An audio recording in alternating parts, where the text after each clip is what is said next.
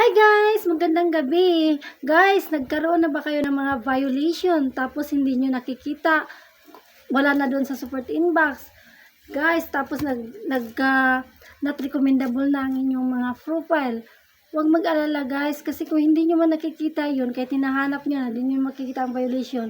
Dahil guys, binura na yun guys. At isa pa, kung gusto natin mawala yung ating violation dyan na nakalagay sa ating mga profile, post lang tayo ng post guys ng mga video, hindi tayo titigil sa pag-post araw-araw. Ipapakita natin sa Facebook na interesado talaga tayo sa mundo ng Reels at isa pa, para iparamdam natin sa kanya na kailangan natin ng chance.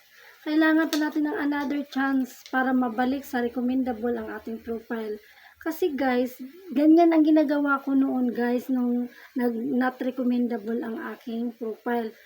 Post ako ng post, umabot pa nga yun siguro ng 10 o 5 ng video sa isang araw. Basta nagsipag talaga ako guys kasi nanghinayang ba ako na kung forever na talaga yung not recommendable, paano na lang yung mga una kong nagawa ng post, mga memories doon. Kahit naman na sabihin natin na hindi natin masyadong kailangan yung magiging kita dyan, yung memories ba guys, yung ating mga memories na parang naipundar natin dyan sa pag-post.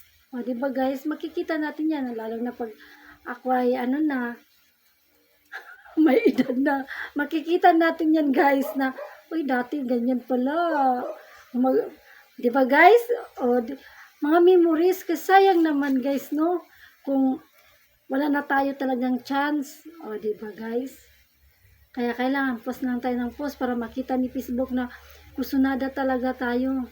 Diba guys? Sana may natutunan. Follow for more. Hinahaluan ko lang ng patawa guys ba, para tatawa naman tayong lahat.